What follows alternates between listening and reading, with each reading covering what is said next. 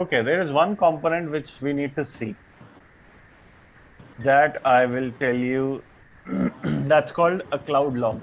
We haven't discussed that yet. Yes. That's the one which we will see today.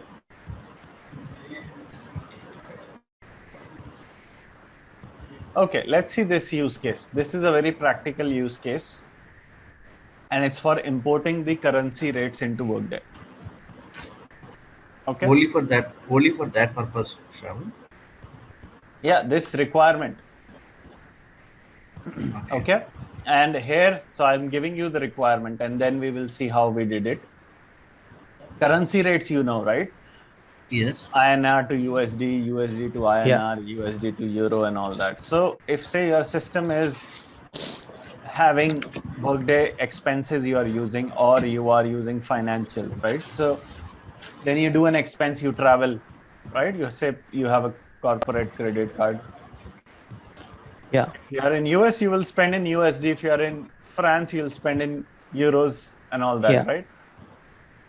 So once you raise an expense report, there needs to be that conversion rate, right?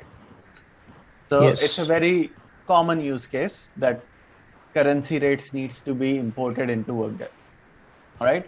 So there are different ways of doing it. One is you manually load them into Workday, right? And when I say manually load, there is a task called currency rate. I think it's maintain currency rates. Currency rate type, historic currency rates as of date. So here you put the date, you put the source currency, right? Say I want to put INR, then you put AUD, and then rate type. So there are different rate types depending on your configuration, right? Current rate. And you click on OK, it gives you what is the rate. Yeah. Okay. Now this is already there in the system, but if you have to load it, then you know that these are the values you need. You need the source currency, you need the target currency, you need to know what type of rate, and you need to know the date timestamp when you have to enter and what is the rate. Okay. So Yeah. we are loading the rate. Yeah, that's what I was showing you how it is visible. So it's Currency rate. already loaded in this system in our case, right? Yeah. In GMS. Yes. Okay. Okay.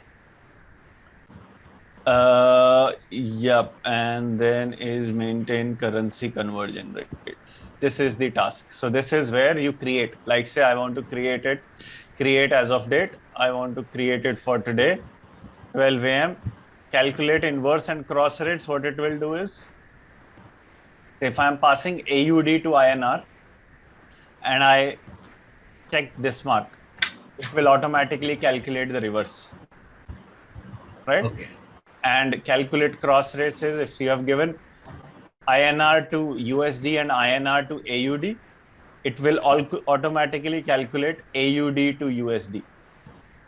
All right. So that's called cross rates. So if you can do this, if needed, currency rate type, say it's current, source currency and all that, you will enter, click on OK, and then it will give you the screen to enter.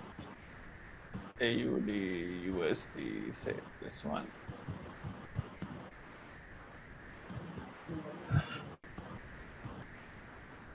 Right. So here it is the currency rate. Now you can enter it here, whatever rate you want. Yeah. So this is one manual way of doing it. Other way is by doing an EIB load, right? You create an inbound EIB, populate the template and load it into Workday. But that is also a manual task, right? Meaning somebody needs to populate it on a sheet. The other way, which is via integration, is if say the system, which is the provider, right? If it can provide you a file, which will have all the rates, and the file can be there on an SFTP, or they can share us a URL, an API, which we will call and get the rates. Okay.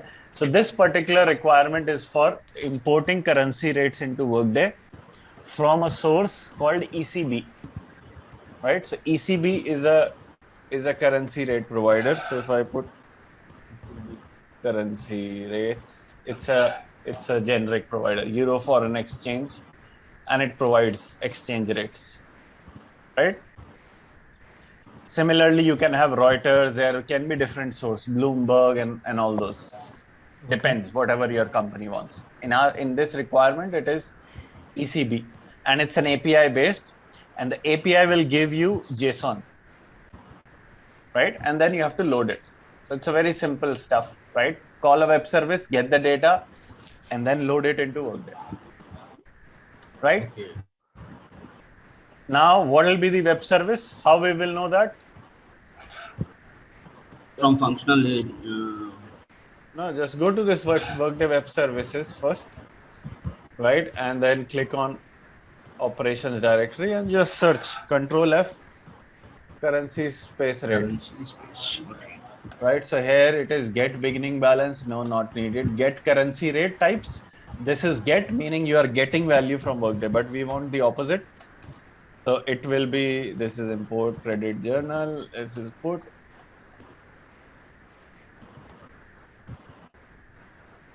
There it is, import currency conversion rate.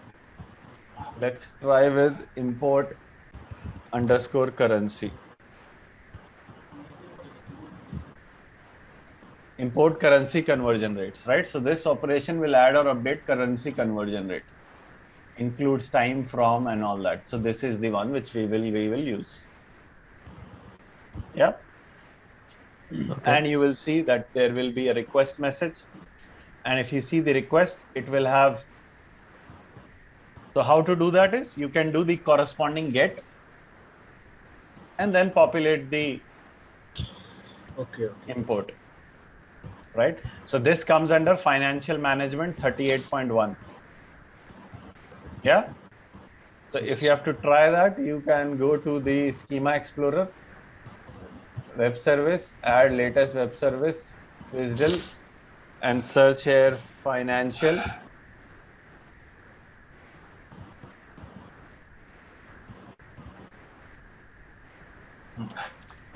And then I got the requirement that I have to load it into Workday. So then that means I have to find out what web service I need to use to load it into Workday. Yeah. So you basically need to fetch data from ECP and load it to the Workday tenant.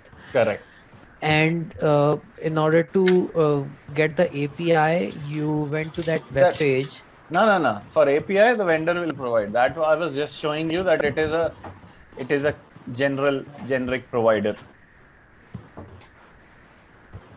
Okay, so but the vendor will provide you all the details that this is our API, this is the user. That is the Workday web service. Yeah. No. So I think Parag, I think this is a public web service, so we don't need any access, and we can directly raise the request and can get the information. Is that correct, Shravan? No, I am kind of confused. Let me open. So this is this stuff. All authentication, user ID / password, whatever. Vendor will provide you this, right? Yes. Once it provides, you will get the data, right? Now, once you have the data, it's similar that instead of file, now it is API. You have got your data into the message. Now you have to load into Workday. Now for loading into Workday, you need to find out what web service to use in Workday. What web service, meaning what Workday web service. So simple thing, always to load data into Workday via Studio, you have to use a web service. And that's where you have to decide what web service I need to use. That vendor will provide? It will depend on vendor. It can be CSV, it can be JSON, it can be XML, whatever. Doesn't matter. That is one end, one start. That is easy. The main thing is to find out what web service in Workday we need to use. What is the request that we have to populate? No, it will give you, that's it. URL. What else you need? Yep, it will provide URL, username, password, or whatever authentication it is. He will make sure that you are able to access it. That's it.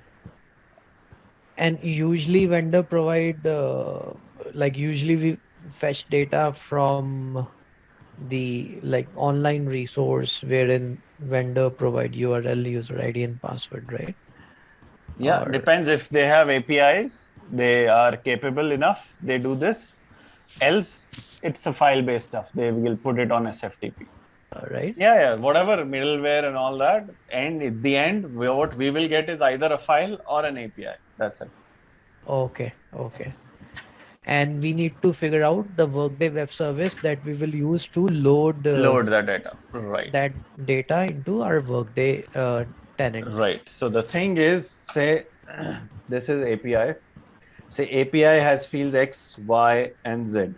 Right. Yeah. Now, in Workday web service, you have field A, B, and C. Okay.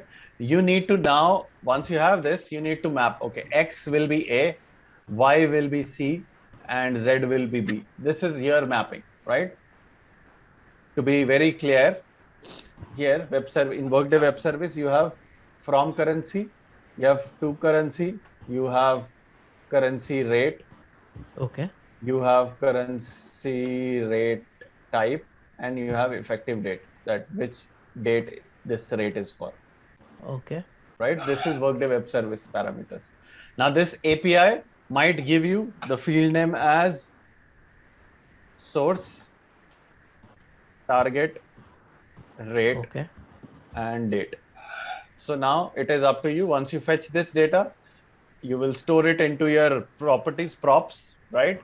And then you might now do the mapping. Okay, when I get the source is my from currency, target is my to currency, rate is my current rate, and date is my effective date. So that means I will populate my web service request with this data. What's currency rate type? Currency rate type in Workday is like current, average, monthly. Okay. Okay. That's Okay. that. It's simple. There is anything you do online has maximum of 2 web services. Minimum 1, maximum 2. Okay. Okay, and then you fetch that Workday web services. You have this your Workday community, which is a very good way of finding stuff. Sorry, not version directory, but operations directory. And here you search whatever is your We requirement. search like currency, how Yeah, many fields? Oh, currency underscore rate. Okay, so you have put currency rate type, and you also have an import. So always, let me give you a thumb rule here, right? yeah. For getting data from Workday, get underscore is the web service name. Like get workers, get applicant or something, whatever. There Okay. will be a get. To load data into Workday, it will be either put underscore, import underscore, submit underscore. Okay. That's it. So this These are is the inbound basically. this is to load data into Workday. Okay. Okay. Now let's go into that studio and see how we have done that. So this is the start here. Yeah, the first component for sure. In the advanced tab, this is the integration name. Launch parameter, there is nothing. Services, there is nothing. Okay, so it's a simple start here. After that, we have a local out, Okay. right? And local out is calling a local in. How to check that is you do declaration in workspace. It comes here. Yeah. Yeah. And after this local out, you have a store step, which is for obviously generating a file. So it's a log file kind of stuff, Okay. right? Okay. Now what will happen is flow will start from here. Get, it will go to this one, get ECB, right? Now we have HTTP out component. What is this component used for? For getting APIs. For calling external APIs, right? So this is the endpoint. Yeah. And this is an open API. because here you don't have any other step of authentication. Otherwise, you will put a basic Okay, path. okay.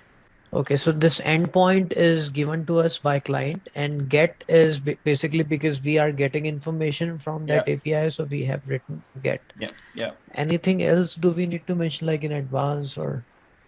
Nothing. Unless you So, don't need it, you don't have to populate anything. Vendor okay, will, so you will have a point of contact from the vendor. Okay. And okay, that person will help you in any of your technical query that you have. okay. And endpoint is given by the vendor, right? Yeah, obviously. Okay, yeah, And then let's see this part of how it will work. I have a postman open up. Let me copy okay, this. Right. In this postman, I will put this here. okay, Authorization, there is no auth, right? Because there is no yeah, authorization here. yeah, And headers, there is no header, nothing, no parameter, nothing. And it is get here, right? I can use get, yeah. post, whatever, and I'll send. So I got this missing access key. You have not supplied an API access key. So probably there is some API key which is missing, or probably a secret code and all that stuff Secret is code, missing. yeah, yeah. So that will be provided. But this is how you test it in Postman. Okay, So you give the URL, you give this type. If it's what type of authorization it is, API key is something here, right? Then you have to provide that. Request has gone out. That's why we have got a proper message. Okay, okay. Yeah. So that's the stuff. So once you have that, you will get the data. Now this is, so you see the output, we are getting JSON, right? So this is a JSON stuff. What we are doing is we are doing JSON to XML. Yep. After this, what is the output? The message is the XML, right? Now in XML, what we are doing after that, we are doing eval. And in eval, I am storing everything in my props. So I've created props, say base currency. This is the XPath for that. And how you will get this XPath is from the XML, which is coming from the previous step. Yeah. Then again, you are populating all other stuff, which is their currency and their rates. uh, There's nothing where it's a okay. very So it common stuff. is, It'll just convert it into XML. That's it. and Log is printing a message. and That's it. okay, and like This is Postman will tell you. This is a JSON. So if it is giving error in JSON, it will give success also in JSON. okay, okay, okay, Yeah. So yeah. So this is what this is a. That's what I'm saying. This is as per the requirement. I can do it this way. You can do it some other way. So this is just a use case which I'm showing you that the person has done it this way. so Yes, that's what how he has done. After that, you will okay, know what the XML is, and then you will populate your variables. Now, okay, after this, again, there is what he has done is he's just checking whether the properties are fetching right data. Then you have a write step, right? Now, write step is doing what? It is populating the web service. Right. So part 0 is, so whenever there is an XML coming, right, and you want to fetch a specific portion of it, this is the syntax you need to give in the eval expression. Part 0 dot XPath. So part 0 meaning whatever message is coming, it's an XML. Go to this XPath and get that value. So it's just a so syntax, only 0. That's it. okay, That's how it is. Right. okay, So okay, if I go here, where is it? I just clicked on a plus, right? So PROP control space is equal to just write part and control space. It will always give you 0 and then okay, dot okay, X.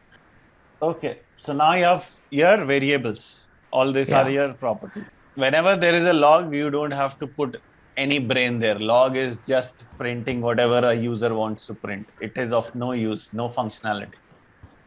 okay, okay, You can print whatever you want. okay, So if I get this studio and if I just, without seeing anything, I just delete this, I just delete this log and I deploy it, there will be no impact on this, not at all. Yeah. Log is for us, right? Yeah. That's it. Yeah. Yeah. So after eval, you have all your variables populated, right? Now what you have to do is, now you have got the message, you have your variables populated. Now you have to load data into Workday. Yeah. Using what? Web service. So Workday OutSoap, you have financial management and you have the version, which you will get it from that online web services page. Okay. Now you have a request message. Yeah. So you have a write step in this. This is the request message. Yeah. Now to populate this, right, we have done hard coding. Yeah. If you remember before. But now what we are doing is, in order to remove that hard coding, these variables, whatever we have populated, right? Okay. Same thing, we will put it there, that instead of giving a direct value, we are asking the right step that, okay, take the value from that variable. And the syntax for it is the same, what you use in a log, right? At the rate, and then this curly brackets, and put your variable. So now what will happen is this currency ID will be the value. It will fetch it from this property. Okay. Right?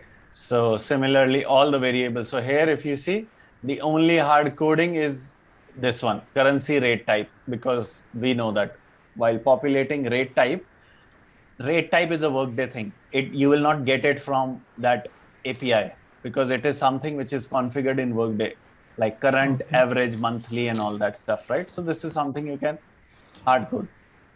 But all others, you can populate, and that's it.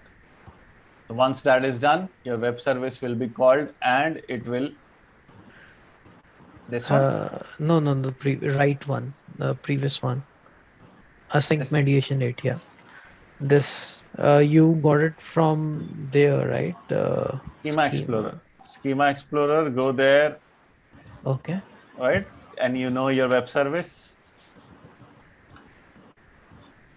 Populate it, try it there first in the tester. Once it is done, then go there. And instead of hard coding, put the variables. That's it. Like, can you show it once, please? What web service we did last time? You remember? Yeah, Yes, get worker. Get worker by ID and. Right. So say here, I have to do a similar import stuff. Currency, right? Right. Let me do first get currency conversion rate, right? So I'll do a get first. Okay, web service builder, get all currency rate. So next. We are using get currency or import currency in our case. So I told you the thumb rule. If you have to populate the import, first get it. First do the get. You will know the response. Similar stuff, you will use it while doing the import. Okay. Yeah. Right. So this is this one. I will run it and I'll get my response. Yes.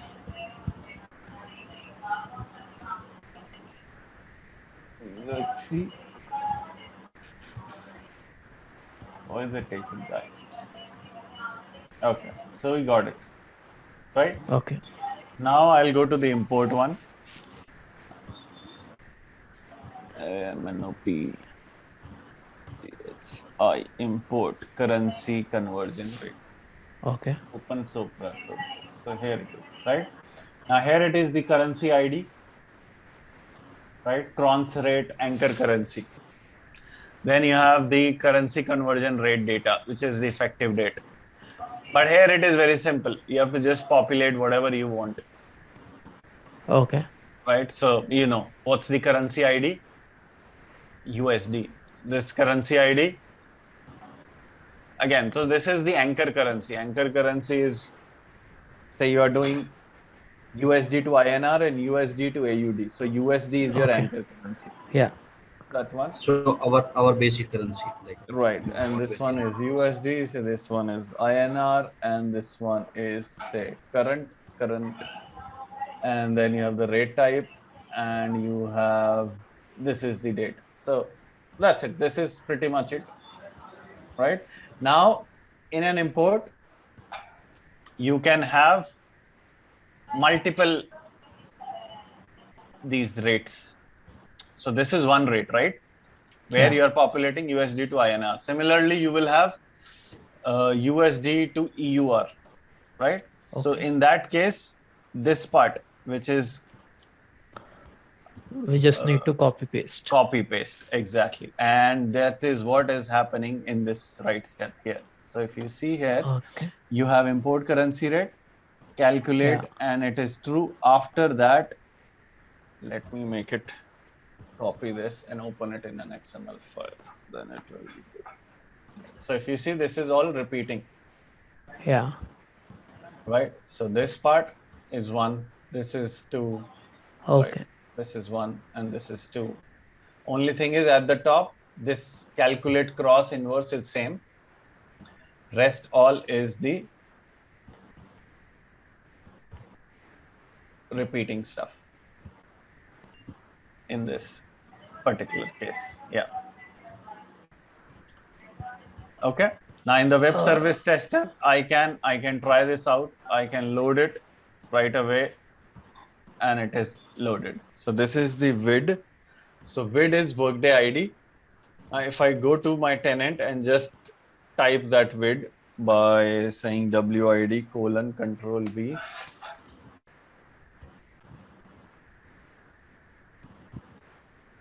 So it is completed. This is the rate load, and it is just loaded.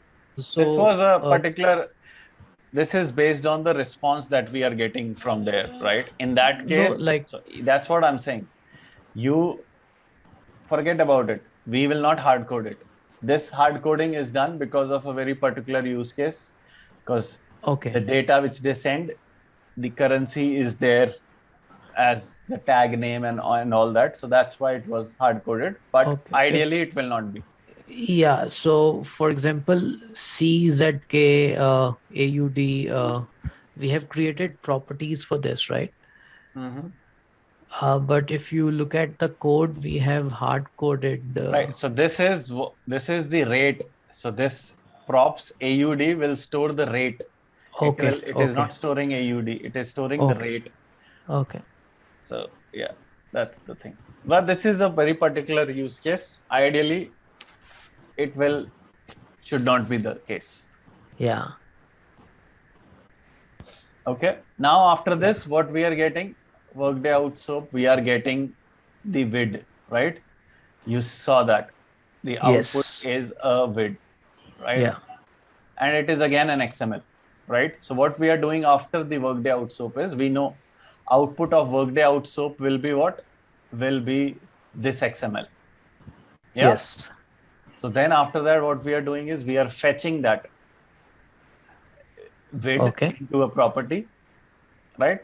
And this one is nothing but the XPath of this.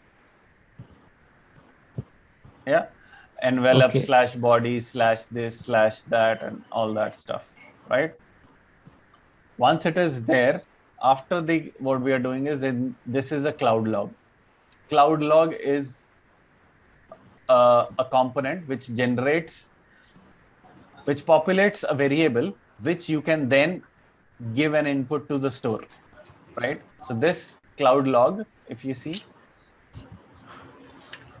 output file type, you can choose. By default, it is HTML, but you can choose it to be CSV or Excel, right? And level. So what it does is, you can use this component multiple times, and here is the name of this variable, right? Okay. Let me tell you here, programmatically, right? Delete. So suppose you have multiple components like this connected. Yeah. Okay. Now you are doing some processing here, right? There are multiple sub-components here, right? At eval, XML to CSV and whatever stuff there. Yeah. Then you also have a, if you remember, a send error, right? That in case there is an error, send the flow to another stuff. Yeah, like Yeah. this one. So if it is an error in this one, it should go to this put integration message, something like that, right? Now say put integration message, what it does, put integration message puts the message on the integration event. Yeah, you see completed with error, you see success, and then you see the numbers there. 3 errors, it will give you 3, a hyperlink, and you can see the message, right? Okay. But say the requirement is, if you say you're processing the rows and you get error, you get success, say there are 100 rows, 50 are success, 50 are error.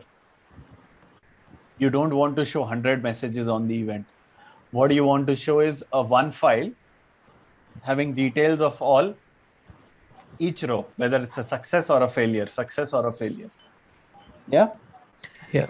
In that case, what you do is you use this cloud log, and this component you put it everywhere. Say once it is, anytime there is an error, you put a cloud log and populate it with the message and the message detail. And it keeps on appending. So say there is a one cloud log here in the beginning, one cloud log in the middle, one cloud log in the end. Whenever there is an error, if it is the flow is going to cloud log, it will keep on storing, keep on appending the messages. And in the end, in the store step, you will give the name of that cloud log, right? So instead of message here, you give the variable, and this variable name is the name of this cloud log, which if you don't give it, by default, it is cloud-log-content. The only condition is all the cloud logs should be using the same variable name, right? So it's like variable X, and you are not replacing the value in it, you are just adding value to it. So say initially it was 1, then you added 2, then you added 3. So 1, 2, 3, 4, 5, there will be so many lines. And once you put it, give it as an input to store step, it generates that full file with all the things that you have added on it, right? We will see more use cases of this, but forget about this as of now. But from this, a very simple use case, are you guys able to connect to it, that how it is done, how the different components are I clubbed could together? connect it. I'm fine with it because we will do the cloud log again in detail, but this is just to show. Yes, Parag. Cloud. The message plus you can put your extra columns here, Okay. in the So, sense we will do a practical use case of cloud so log, then it Like, will be what clear. is it? Integration message doesn't create a file. Cloud log is used to generate a file with all that stuff, either HTML, CSV, or XML, Excel. But put integration message, when you run the event, on the event itself, it shows the errors. Yeah. Yeah. It doesn't generate a file. Okay. I Okay. have to, cloud log is like a store component which stores all the errors. Errors, Isn't success, or whatever you want to store, it will keep on adding. In the end, you give this as an input to store step, and then it will Okay. generate that file. Yep, just remember this. We will do a use case, then it'll be Okay. more clear. okay, okay, sir. Yep. Okay, fine. So this is one use case. This is a very practical use case. Okay, now I will give you an assignment. Okay. We did this It as a the class has. API one, right? Yeah. What I want you guys to do is to do a file-based integration, right? So create a studio integration, and this one will take, I think you will not be able to do it in one day. It will take time, but I will say you do it. Keep Okay. on doing it until you finish, right? Create a for loading applicants into Workday. right? And let me see, what's the web service?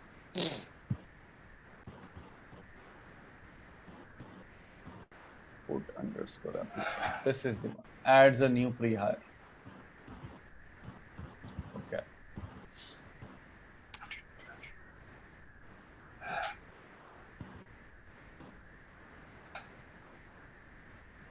Yep. Pre-hire. Do you know how to create a pre-hire? Yeah. Yes. How do we do that? Create pre-hire. Is it that simple? Do we have a task like that? No. Actually, while hiring, It automatically comes, right? That's fine. So what I will do is there is this put applicant and you also have a get applicant. Yeah. So you do the get applicants first and then you do the, let me see where it is. It is recruiting and staffing, right? It comes under both recruiting and staffing. Let's do the recruiting. Okay. Add Wisdle and I will say recruiting. Okay.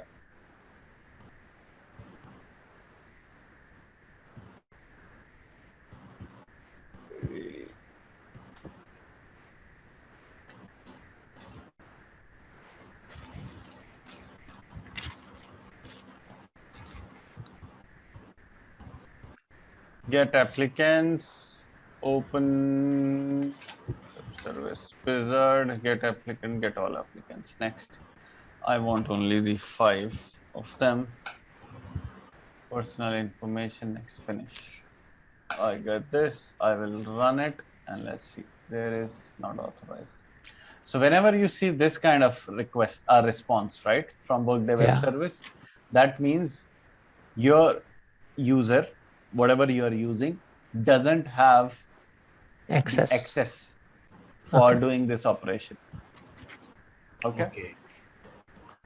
But you will have it because you are HR people, right? Your tenant is HR. My tenant, which I'm using, is not the HCM tenant. So that's why. But it's a very fair, very simple stuff. But put applicant is this one. Open soap wrap request in this one. So this is a very big XML, right? You don't have to populate one. And I think if you have created a pre-hire, I think I have already, right?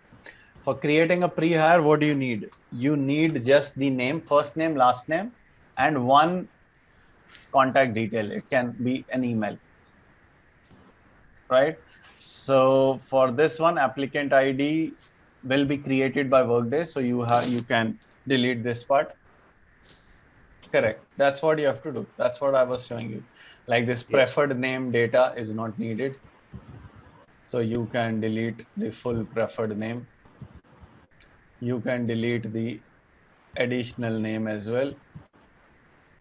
But make sure you have the right tags, right? The name data is the top one. So don't delete that. So while deleting data, you have to be careful that you are not deleting the tags, the parent and the child and all that, right? So you delete that part. Okay. Now, first thing, but yeah, that's the end case. But say, for loading applicants into Workday, it will be a file-based integration. Input file will be a CSV having the following format. Okay, so let's say applicant ID, I will not give, right? Name. Right, say first name, comma, last name, comma, and let me see, where is that? What else do we have? We have first name, last name, and it's in that state. Let me see. Nothing. You give birth date, city. I think application date or something like that. Right. Say the the date, right? And then you say the date of birth probably, and then last is the email, right? So this is home email. And then this is the one you populate your stuff, right? Say what Tom Cruise date is, today's date, hyphen, but give just 3-4 rows, right? So this will be your input file. Create a text file with this content, save it. Yep. Now you will not have SFTP, right? So what I will suggest is you put it, while doing it, create a write step. Yes. Yep. Like this one, you have a write step here. In the write step, show property view. Text. Either you can do this text, but I'll say don't do that. You do a file. You have here, where is this? Static file. Okay. In the static file, when you come here, open a file, this is browse for file, right? So when you click on this, you can upload it from your desktop and it will get stored here. Okay, great, right. Yep. So use that. After that, you put, okay, so first do this, then check file is not empty, or we will do that later. First step is this, convert it into XML and then use a splitter to split it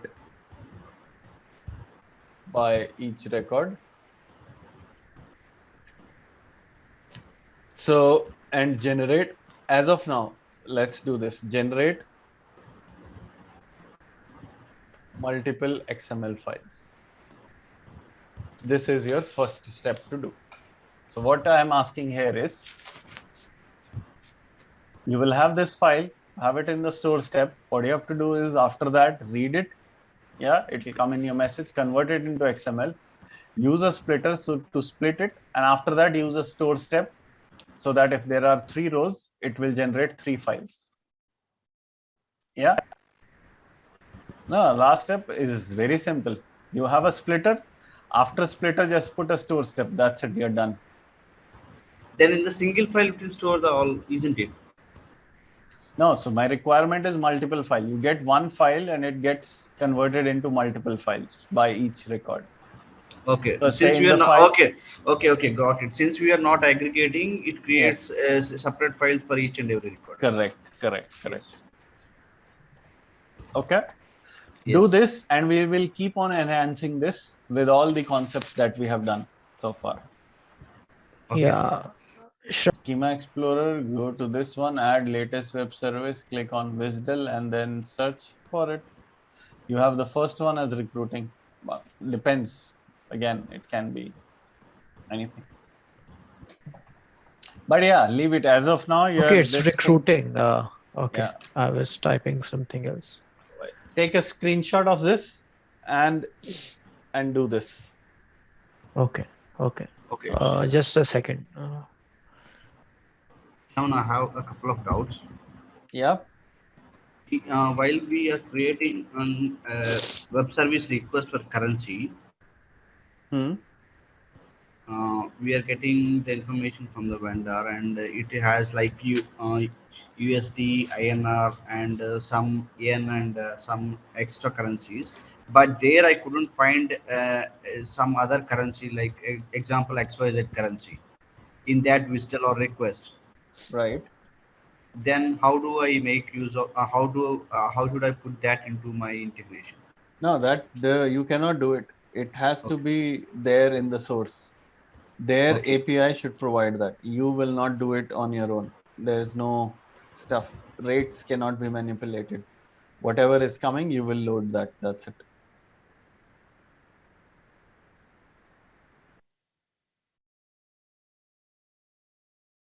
Yep. Yeah. Okay, so this one is fine. Yes. Okay, then let's do this, and then we will add on to this tomorrow. So what I'm doing is, rather than giving you one big requirement, I'm splitting it into multiple parts. So this is the Okay. first part of reading files and splitting the file. Okay. Okay. After that, we will do the loading it into Workday. Then we will add more enhancement to it, that okay, rather than this is fine. Also, let's have launch parameter, where the user will select a date and you have to use that date as, say, the effective date or something like that. Okay.